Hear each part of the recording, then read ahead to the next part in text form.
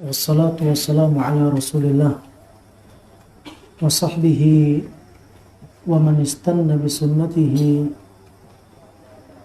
ila yaumil qiyamah. Yaqulu Allah tabaraka wa ta'ala, ya ayyuhalladzina amanu taqullaha haqqa tuqatih wa la tamutunna illa wa antum muslimun.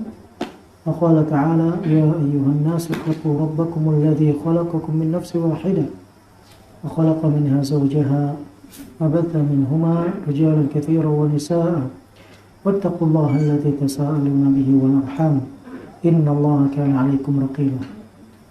Ikhwatal iman, kaum muslimin, kaum muslimat yang semoga Allah merahmati kita semua. Alhamdulillah, segala puji bagi Allah. Selawat bertangkaikan salam semoga senantiasa tercurahkan untuk Nabi kita yang mulia Muhammad sallallahu alaihi wasallam.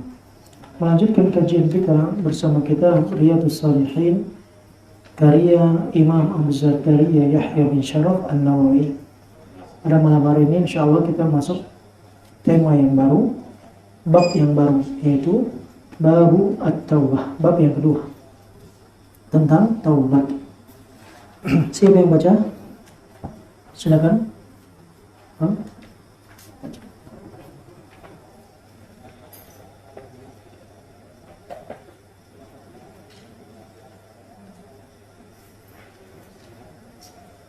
Para ulama berkata, taubat itu wajib dilakukan dari setiap dosa. Apabila kemaksiatan itu antara hamba dengan Allah Ta'ala dan tidak berhubungan dengan hak manusia, maka taubatnya memiliki 3 syarat. 1. Meninggalkan kemaksiatan tersebut. 2. Menyesal atas perbuatan maksiat yang telah dilakukannya. 3. Bertekad untuk tidak mengulangi perbuatan maksiat itu selamanya. Apabila salah satu dari 3 syarat ini tidak terpenuhi, maka taubatnya tidak sah. Cukup. Baik. Syekh rahimahullah ta'ala di sini berkata Babu Taubah. Taubat artinya ya kembali kepada Allah Subhanahu wa taala. Menyesali atas apa yang pernah dia lakukan dari perbuatan dosa.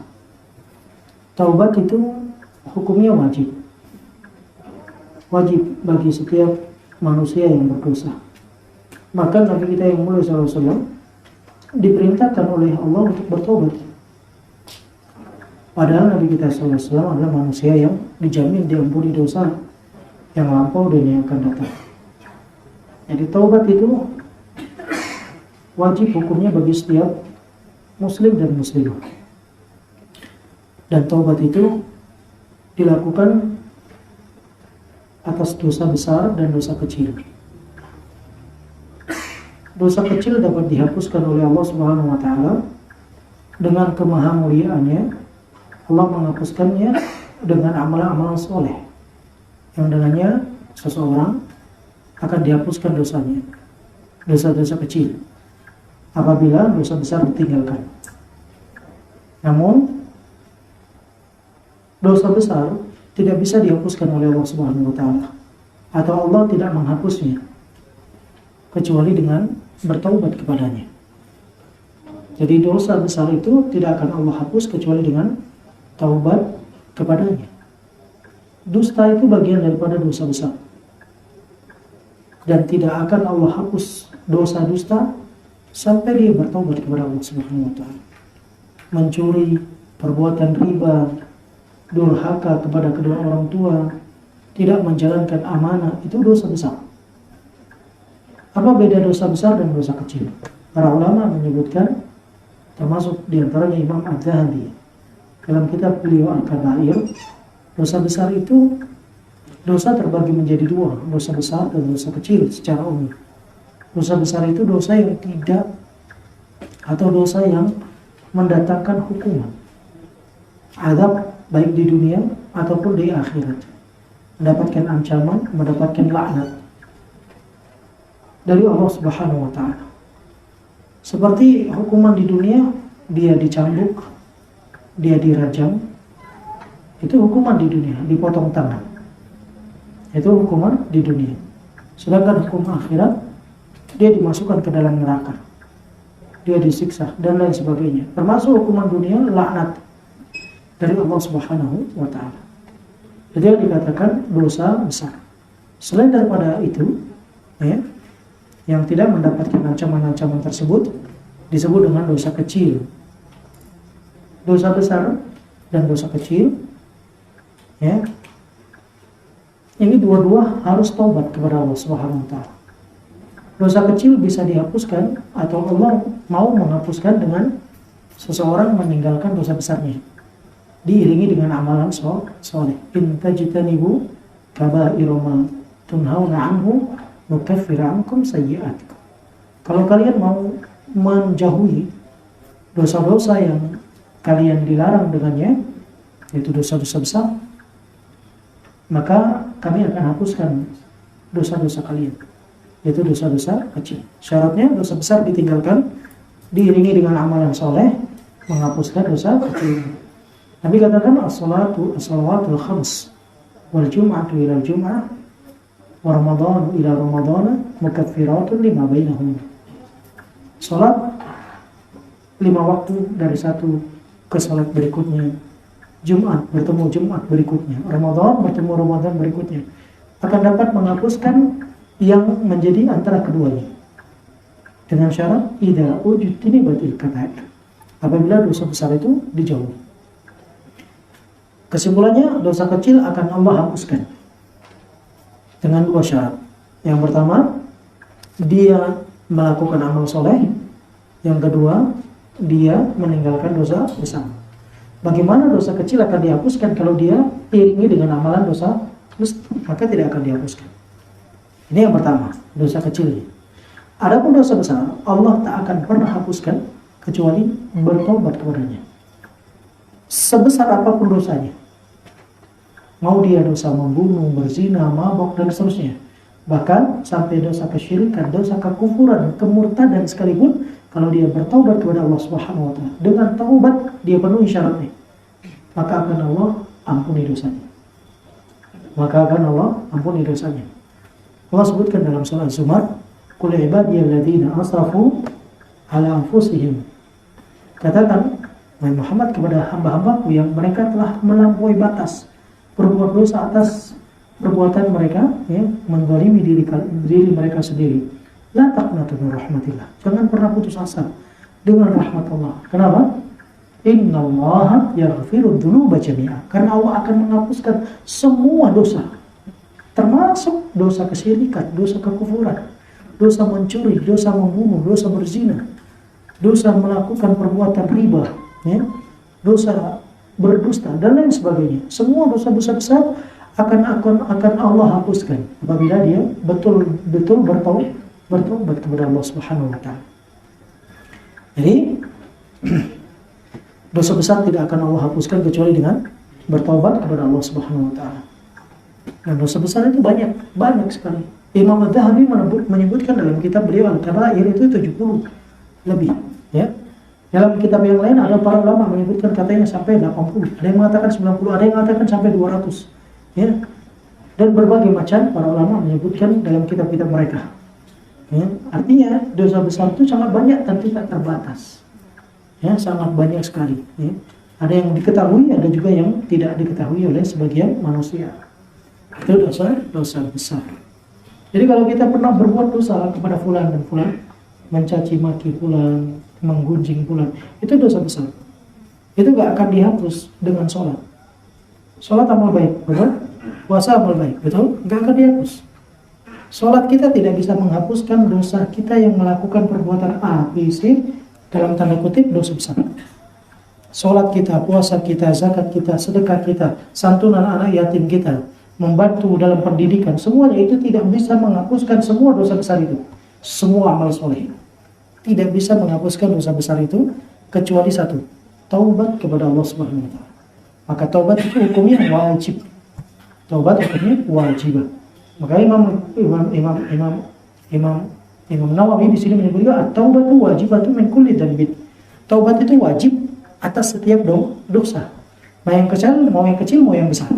Yang kecil bisa dihapuskan dengan amalan soleh, kemudian dia meninggalkan dosa besar.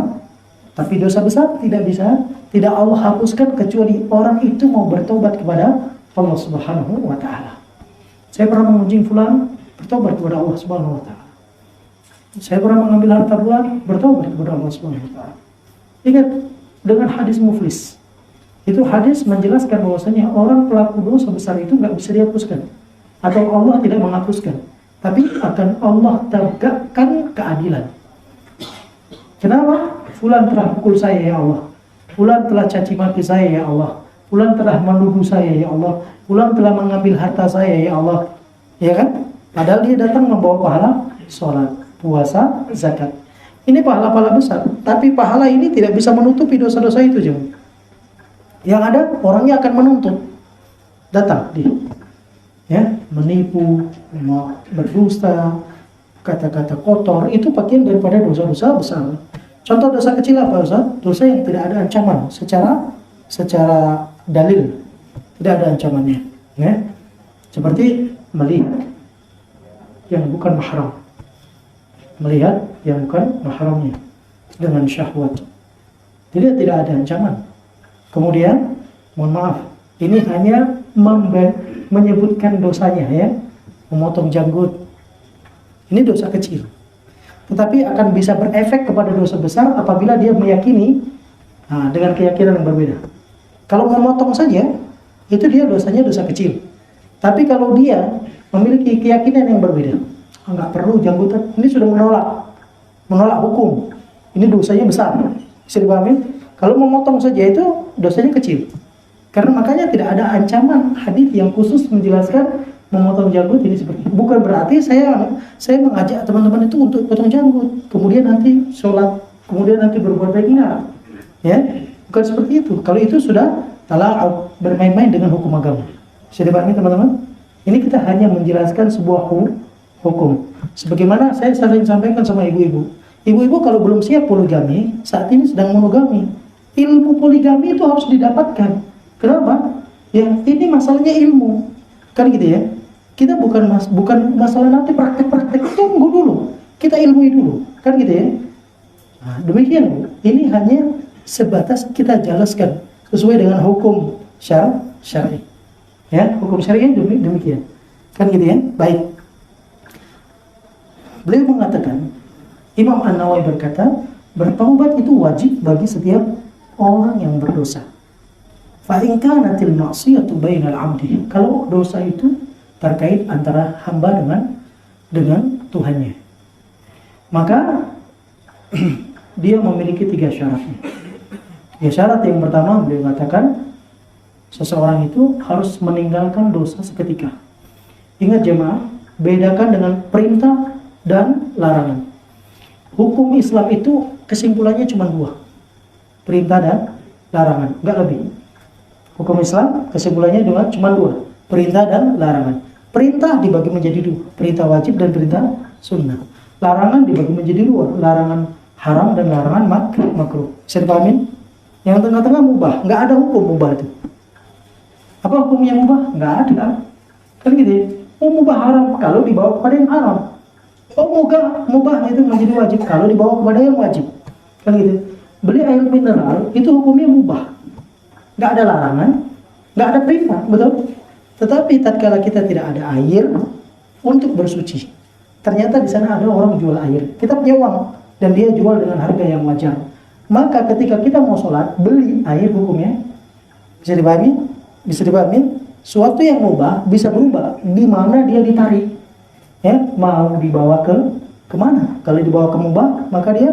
Kalau dibawa ke arah haram, maka dia haram. Beli pisau, apa hukumnya? Main mubah. Nggak ada larangan, nggak ada pula perintah. Tapi beli pisau pada saat lagi musim,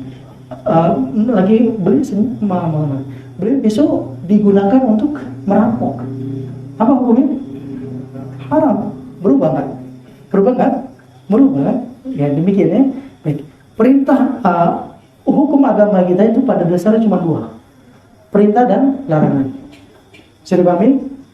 Ingat jemaah, Allah Jalla wa'ala, ya, dengan kasih sayang, kebijaksanaan dan rahmat Allah kepada kita, setiap perintah Allah gandengkan dengan istiqamah, kemampuan. Setiap perintah Allah gandengkan dengan kemampuan. Ya, walillahi 'alan nasi hajjul bait man istata'ah. Kan gitu ya. Kata Nabi SAW, ya, wa ma amartukum bihi fa'tu minhu mastata'tum. Apa yang aku perintahkan dengannya, datangi dia, lakukan semampumu. Makanya dalam agama kita, la yukallifullahu nafsan illa wus'aha. La yukallifullahu nafsan illa ma ataha. Wa ma ja'alallahu 'alaikum fid dini min haraj. Enggak ada yang susah dalam agama kita.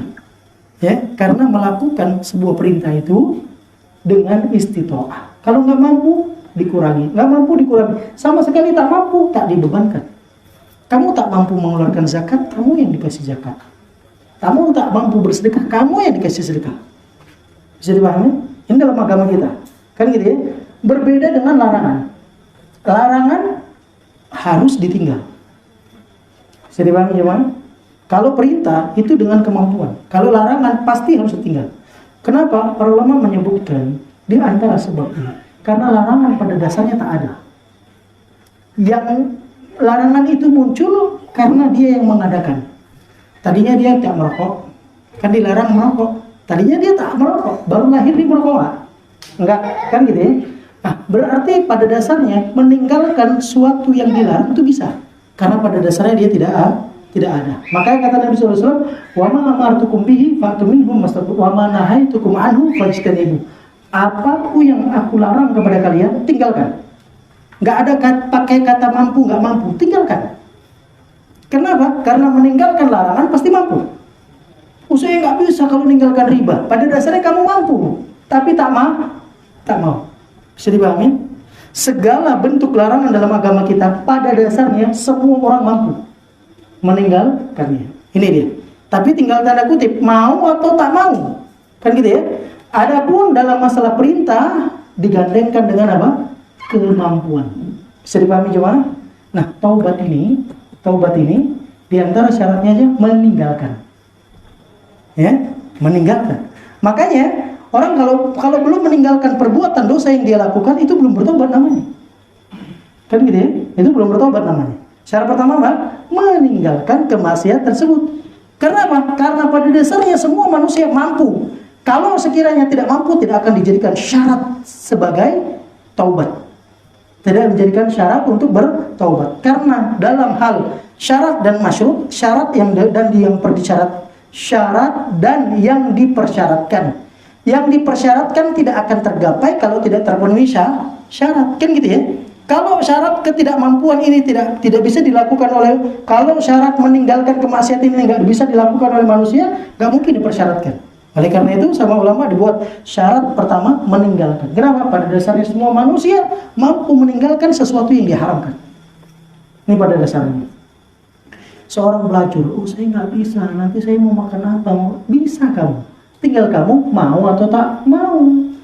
Seorang yang mabuk, yang minum khamr, yang merokok, ya kan? Coba kita buktikan tuh para perokok, para ahli syab yang mereka pada saat bulan Ramadan ditahan tuh dari pagi, betul? Tahan. Dia habis sholat duhur sambil kamar mandi merokok nggak? Bulan Ramadan merokok nggak? Nggak kan? Kenapa? Puasa bisa nggak? Bisa. Terus kenapa dia katakan dia tak mampu, tak kuat? Bukan tak mampu, tak kuat, tapi tak mau. Bisa dipahami teman-teman? Bisa dipahami ya? Anak ngajak logika teman-teman. Dan ini sesuai dengan dalil. Ya, saya datangkan semua dalil-dalilnya. Baik, yang pertama, ya, dalam masalah bertobat, apabila terkait dengan Allah Subhanahu wa taala, dia harus meninggalkan kemaksiatan tersebut. Dalam meninggalkan kemaksiatan itu nggak pakai ditunda juga. Nggak pakai ditunda. Meninggalkan maksiat butuh taubat. Bisa dipahami? Dia sekarang melakukan perbuatan A. Perbuatan A ini dianggap dosa, tanda kutip, dianggap dosa. Dia ingin taubat dari itu, tapi nantinya itu butuh taubat. Bisa dipahami? Maka nggak boleh ditunda, harus ketika dia tinggalkan. Ya, makanya ketika ada turun ayat khamar, ada tahu cerita ayat khamar? Ya, ketika turun ayat khamar, banjir kota Madinah atau Mekah? Madinah. Banjir kota Madinah dengan khamar juga. Untuk bayangkan. Apa kata Umar? Intahaina. Kita berhenti. Padahal Umar itu, bagi Umar, khamr itu seperti ini coba. Minuman pokok buat Umar. Tapi karena ini perintah dari ini larangan dari Allah langsung, kan gitu ya. Ya, perintah yang berfungsi untuk larangan, kan gitu ya. Maka ketika itu mereka katakan intahaina. Kita selesai. Enggak lagi kita buat. Kan gitu ya. Berhenti mereka. Banjir kota Madinah dengan khamr jemaah. Antum bayangkan bagaimana pemabuknya mereka. Ya, subhanallah. Kayaknya enggak seperti itu di negeri-negeri yang lain, kan gitu ya. Subhanallah. Tapi mereka bisa. Kok bisa? Karena mau. Yang ini kenapa nggak bisa? Karena tak mau. Bukan tak mampu. Mereka mampu, tapi tak mau. Bisa dipahami? Baik. Yang pertama, meninggalkan kemaksiatan tersebut. Kapan? Saat itu juga tak tertunda. Sekarang saya punya dosa A, B, C, D. Catat. Nanti malam. Ya, kalau sekarang antum masih belajar, antum renungkan dulu. Kan gitu ya? Kalau misalnya antum sekarang bisa langsung ya, bertobat istighfar kepada Allah Subhanahu wa taala. Ya, untuk menegaskan lagi, nanti malam sebelum tidur catat A, B, C, D, E, F, G sampai Z. Ini dosa-dosa saya. Ya.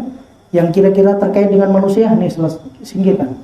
Terkait dengan Allah langsung seketika taubat, tinggalkan saat itu juga. Bang Guru dikatakan intahaina, selesaikan, berhenti. Bisa dipahami? Terlepas nanti kalau jatuh lagi. Kalau jatuh lagi gimana Ustaz? Diterima nggak taubatnya? Diterima jemaah. Tidak ada paksaan apakah dia jatuh lagi atau tidak. Manusia pasti akan tergelincir dalam perbuatan dosa. Tapi dia tidak ada keinginan untuk melakukan yang lain, yaitu melakukan perbuatan yang sama. Tidak ada tekad yang kuat untuk melakukan atau memiliki tekad yang kuat untuk melakukan dosa yang sama. Memiliki tekad yang kuat untuk tidak melakukan dosa yang sama. Makanya didatangkan syarat kedua. Apa itu? Menyesal, atau syarat yang ketiga di sini tekad untuk tidak mengulangi perbuatan maksiat itu selamanya. Bukan berarti dia tidak terjatuh. Bedakan antara tekad dengan tidak terulang. Kan gitu ya. Dia tekad berarti ada keinginan kuat. Kan gitu ya. Mungkin terjatuh, mungkin seorang anak dengan orang tuanya, mungkin dalam kata-kata dia durhaka kepada orang tuanya. Kemudian dia merenungkan, dia bertobat kepada Allah Subhanahu. Bertekad kuat tidak untuk mengulangi perbuatan yang sama kepada orang tuanya. Qaddarallah masya'afal. Setelah 1 pekan orang tuanya buat sesuatu yang membuat dia naik emosinya, sehingga dia mengangkat suara di hadapan orang tua. Durhaka atau tidak? Dosa besar atau tidak? Kata Allah, wala taqul lahumā uffin wala tanharhumā wa qul lahumā qawlan karīmā. Jangan kamu katakan ungkapan kata-katamu di hadapan kedua orang tuamu. Uff. Allah mengatakan kata uff itu kata yang paling ringan dalam bahasa Arab.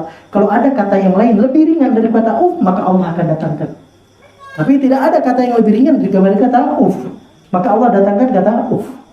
Wala tanharhumā, jangan bentak keduanya. Tapi ucapkan dengan keduanya dengan ucapan yang baik. Ternyata setelah 1 pekan, habis dia bertobat dari kedurhakaannya, jatuh lagi. Mungkin tidak? Mungkin. Terus harus apa? Tobat lagi. Bisa dipahami? Ya. Tidak meski dia tidak terjatuh lagi. Ya. Tapi mungkin dia jatuh lagi, tapi dia punya tekad yang kuat untuk tidak mengulanginya. Berarti kalau ada tekad tidak melakukan dengan kesengajaan. Bisa dipahami teman-teman? Bisa dipahami? Baik. Yang ketiga, menyesal. Dalam taubat itu diiringi dengan penyesalan atas perbuatan dosa yang telah dia lakukan. Kalau orang yang berbuat dosa dia tak menyesal, itu kefasikan. Apalagi kalau dia menceritakan, mengumbar dosanya dengan orang lain. Ini terancam dengan hadis Nabi SAW, kullu ummati muhajir. Kullu ummati setiap umatku itu diterima taubatnya. Kullu ummati mu'afa. Setiap umatku itu dikasih maaf oleh Allah Subhanahu wa ta'ala. Illal mujahirun, kecuali orang yang terang-terangan dalam melakukan dosa. Dan termasuk orang yang melakukan terang-terangan dalam perbuatan dosa, dia malam hari dia buat dosa, tak ada orang yang tahu. Di pagi hari dia cerita sama orang lain, sementara dia tidur ditutup aibnya sama Allah. Di pagi hari dia cerita, tadi malam saya buat ini. Saya mau buat itu, buat ini, buat itu. Nah, dosanya dia itu dia karena dia umar, dia buat dosa terang-terang, ya, yang demikian. Dan orang yang bertobat tidak demikian. Orang yang bertobat itu 3 hal yang dia pastikan kalau hubungan dengan Allah. Yang pertama, an yuqla'a 'anil ma'siyah, dia tinggalkan, dia lepaskan, dia tinggalkan langsung dosa yang dia lakukan. Yang kedua, nyesel, betul-betul nyesel dia, ya, tidak melakukannya kembali. Kemudian bertekad kuat untuk tidak kembali melakukan dosa yang sama selama-lamanya. Ini jemaah. Dan dalam pembahasan taubat ini bukan berarti yang bicara itu nggak punya dosa ya. Yang bicara juga pernah buat dosa, kan gitu ya. Nah, ini fungsinya kita untuk saling tanasau, saling menasihatkan. Ya, watawasau bil haq, watawasau bis sabr, saling menasihatkan kebenaran, saling menasihatkan untuk kesabaran. Kemudian beliau katakan, silakan, apabila 1 dari 3 syarat tidak terpenuhi maka taubatnya tidak sah. Jadi 3 itu harus terpenuhi. Apa saja yang pertama? Yang pertama apa? Meninggalkan kemaksiatan. Kedua, menyesal. Ketiga, bertekad kuat untuk tidak mengulanginya. 1 dari 3 ini hilang, berarti tidak terpenuhi, tidak sempurna syarat. Kalau syarat tak tersempurna, maka masyruut yang dipersyaratkan tidak akan tergapai. Ya, ini cerdasnya para ulama kita juga. Coba untuk perhatikan, dalam persyaratan ini, kira-kira orang bisa berulang nggak dosanya? Maksudnya, bisa nggak melakukan dosa-dosa itu lagi? Tertutup kunci jemaah, dikunci. Seakan tidak ada ruang lagi untuk berbuat dosa itu. Ya, kecuali dengan ketidaksengajaan. Betul kan? Anda perhatikan. Dan itu sesuai dengan firman Allah, "Walaisatit taubatu lil ladzina ya'maluna innamat taubatu lil ladzina ya'maluna su' bijahalah." Kata Allah, taubat itu berlaku bagi orang yang berbuat dosa dengan cara yang jahalah. Apa arti jahalah? Bodoh, tak tahu, tak sengaja. Ya, maka dia ucapkan, "Rabbana la tu'akhidna in nasina aw akhtana." Ya Allah, jangan kamu siksa, jangan kamu azab kami kalau kami lupa atau kami lalai. Kan gitu ya? Baik. Makanya orang yang lalai, orang yang lupa, yang melakukan dosa secara tidak sengaja, rufi'a qalam an talata, diangkat pena, catatan pena itu baik pahala keburukan seseorang itu ya dari 3 hal. Baik, silakan lanjutkan. Dan apabila kemaksiatan itu berhubungan dengan manusia, maka syarat taubatnya ada 4. Ya, karena berhubungan dengan manusia itu lebih susah. Ingat, hubungan manusia dengan Allah itu dia dibangun di atas apa? Maaf. Hubungan manusia dengan manusia atas keadilan. Makanya ada kisos, bunuh, balas dibunuh, potong tangan, balas potong tangan, congkel mata, balas congkel mata. Demikian. Kan ini kisos. Keadilan sesama manusia, antara hamba dengan Allah maafkan. Allah menjatuhkan, ya, menjatuhkan semua dosa-dosa hambanya. Kalau dia mau bertobat, Allah akan maafkan sebesar apapun dosanya. Ini bentuk kasih sayang Allah kepada hambanya. 50 tahun hidup tak pernah sholat. Di tahun 51 pertama, di tahun ke-51 hari pertama dia sholat, taubat kepada Allah dengan taubat sebenarnya. Kemudian malamnya mati, subhanallah, ya, maka dia dapat ampunan dari Allah Subhanahu Wa Taala karena taubatnya yang nasuha. Lu Ustaz, 50 tahun nggak sholat gimana? Dihapuskan semua oleh Allah Subhanahu Wa Taala. Nanti akan ada cerita wanita berzina, hamil gara-gara zina, taubat dia. Ketika dia bertaubat, kalau sekiranya taubatnya dibagikan kepada 70 penduduk Madinah, cukup taubatnya dia sendiri. Subhanallah. Itu bayangkan, dia hamil karena zina. Ini yang dikatakan oleh Ibnu Qayyim al-Jauziyah, terkadang dosa menghantarkan seorang ke dalam surga. Ya, subhanallah. Baik. Ingat, hubungan dengan manusia lebih sulit dibandingkan hubungan dengan Allah. Maka selesaikan urusan dengan manusia. Dan apabila kemaksiatan itu berhubungan dengan manusia, maka syarat taubatnya itu ada 4. Apa itu? Lanjut Pak. Yaitu 3 syarat di atas. 3 syarat di atas, yang pertama meninggalkan, kedua menyesali, ketiga bertekad tidak mengulanginya. dan membebaskan diri dari hak pemiliknya. Membebaskan diri dari hak pemiliknya. Kalau dia harta, kembalikan. Dia pernah mencuri, dikembalikan. Terus Apabila hak itu berupa harta atau sejenisnya, maka wajib mengembalikan kembalikan kepadanya. dengan takaran yang sama atau perkiraan yang setakar dengannya. Kalau takarannya sudah berbeda, Ustaz. Saya mencuri tahun 2000, sekarang 2024, saya mau taubat. Gimana? Dengan takaran emas. Dengan takaran emas. Kan gitu ya? Dengan takaran emas. Dan emas itu sekarang dijadikan takaran ya.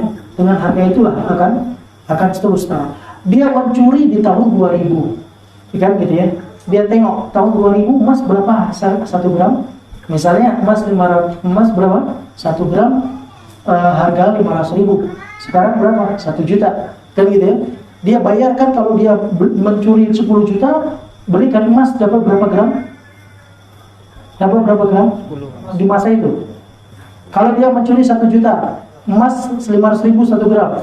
Dia beli emas dapat berapa gram? 2 gram kan? Maka di zaman sekarang dia mau tobat, belikan, kalau dia beli emas 2 gram dengan berapa uangnya? Berapa uangnya? 2 juta, kembalikan 2 juta. Saya malingnya 1 juta. Iya, kamu maling tahun berapa, Mas? Kan gitu ya. Bisa dipahami cuma kembalikan sesuai harga di masa itu. Kan gitu ya. Karena harga di masa itu sama sekarang udah beda, angkanya udah beda. Kan gitu ya. Nah, yang jadi takaran apa? Emas. Baik. Apabila terkait dengan harta, maka kembalikan hartanya. Baik, selanjutnya. Apabila berupa tuduhan zina atau sejenisnya, maka dia harus memberikan kesempatan kepadanya untuk menghukumnya atau meminta maaf kepadanya. Ya, memberikan kesempatan untuk menghukumnya. Dia minta maaf. Kalau dia minta maaf dikasih maaf, alhamdulillah. Kalau nggak dikasih maaf, nggak bisa. Aku merasa tercoreng nama baikku, maka saya mau menghukum. Orang yang menuduh zina tidak bisa mendatangkan saksi, maka dia mendapatkan hukuman. Apa hukumannya? Cambuk 80 jengah. Dan persaksiannya tidak diterima, kecuali kalau dia bertaubat kepada Allah, baru dia diterima. Dalam surah Nur ayat berapa itu? 4 atau 5? Dalam surah Nur ayat 4 atau 5? Coba buka surah Nur 4 atau 5.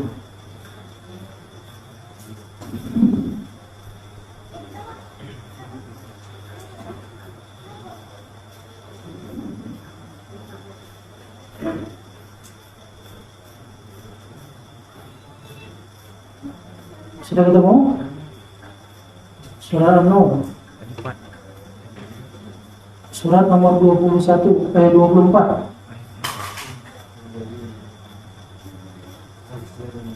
Nomor 4 ayat 4.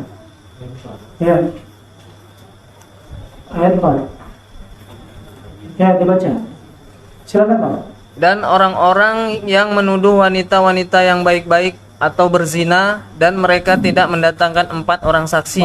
Orang yang menuduh wanita solehah dikatakan itu berzina dia, tapi dia nggak bisa datangkan 4 orang saksi, maka derahlah mereka. Maka dijerah dengan berapa? 80 kali 80 cambukan, dan tidak boleh diterima persaksiannya. Ya, tidak boleh diterima persaksiannya sampai dia mau bertobat. Bentuk tobatnya bagaimana? Dia jelaskan, saya pernah menuduh fulan berzina, padahal dia tidak berzina. Karena terkait kehormatan seseorang. Makanya jemaah, kehormatan seorang mukmin itu sangat mulia. Tidak boleh dijatuhkan kehormatan seorang mukmin. Baik, kalau dia terkait dengan harta dikembalikan, terkait dengan kehormatan, ya, atau tuduhan yang lain-lain, maka dia minta maaf atau nanti orangnya boleh menghukumnya. Baik, wajibu lanjut. Jika berupa gibah atau gunjingan, maka dia harus meminta kehalalan darinya. Ya, jika berupa gibah, maka dia boleh meminta kehalalan. Sebagian ulama mengatakan kafarah orang yang menggibah itu menyebutkan sanjungan dan pujian untuk orang itu, kan gitu ya. Tapi Ibnu Taimiyah rahimahullah ta'ala mengatakan tidak, sama saja. Kalau sudah menggibah ya tetap gibah. Ya, pujian itu lain, nanti hitungan sendiri, kan gitu ya. Baik. Intinya yang mau aman dia minta kehalalannya, minta maaf. Kan gitu ya. Sebelum hari la yanfa'u malu wala banun. Kemudian wajib melakukan taubat dari semua dosa. ya, wajib melakukan taubat dari semua dosa. Wajib melakukan taubat dari semua dosa. Baik, lanjut. Jika seseorang bertaubat dari sebagian Cukup. dosa, Seorang berzina, seorang mencuri, seorang minum khamar. Kan gitu ya. Dia taubat dari zina. Mencurinya belum taubat. Boleh nggak? Boleh. Kan gitu ya. Dia taubat dari zina. Mencuri masih, ya. Masih. Hitungan mencuri masih ada. Tapi zinanya sudah selesai. Kan gitu ya. Kalau dia bertobat dari tiga-tiga, betul, bagus. Kan gitu ya. Dari taubat sebagian besar, boleh nggak? Boleh. Ya. Dan dianggap sah. Silakan. maka menurut para ulama taubatnya dari dosa itu sah dan tersisa kewajiban taubat dari dosa lainnya. Bisa dipahami? Dosa mencuri masih ada. Kan dosa mabuk sudah taubat. Kan gitu ya. Lanjut.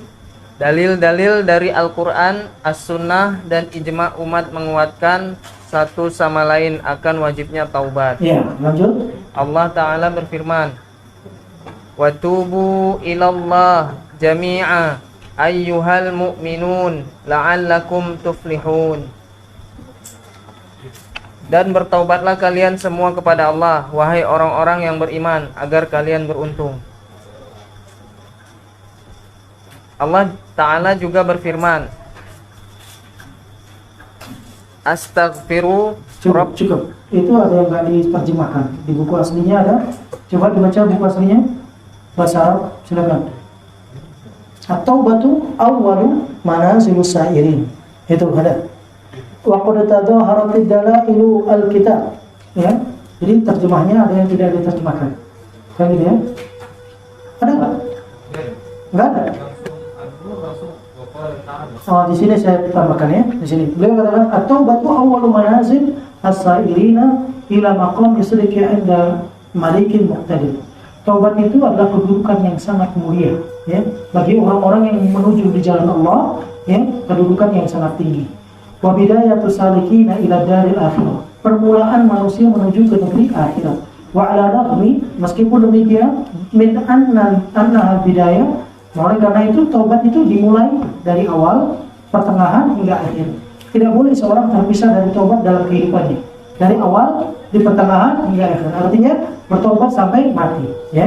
Bertobat sampai mati. Terus dia bertobat. Dia menyesal, tidak mengulanginya kembali dan bersungguh-sungguh untuk bertobat kepada Allah Subhanahu wa taala. Baru disebutkan dengan firman Allah Subhanahu wa ta'ala, wa tubu ilallahi jami'an ayyuhal mu'minun la'alakum tuflihun. Tobatlah kalian wahai orang-orang beriman seluruhnya, semoga kalian mendapatkan keberuntungan. Baik, jemaah, ini yang kita sampaikan. Insyaallah akan kita lanjutkan pertemuan selanjutnya terkait dengan bab taubat. Sebetulnya kita kemarin di sini beliau menyebutkan 4 syarat kan? Yang 3 syaratnya masih ingat ya? Apa saja? Ikhlas, kemudian sebelum nyawa sampai kerongkongan, kemudian matahari terbit dari tempat terbenam. Ikhlas dalilnya surah Bayyinah, kemudian nyawa sampai kerongkongan dalilnya Yunus ayat 90, kemudian sebelum matahari tempat terbitnya itu dari surah Al-An'am ayat 158. Baik, insyaallah kita akan lanjutkan di pertemuan akan datang. Barakallahu fiik, billahi taufiq. Sallallahu Muhammadin wa ala alihi wa sahbihi wasallam. Wassalamualaikum warahmatullahi wabarakatuh.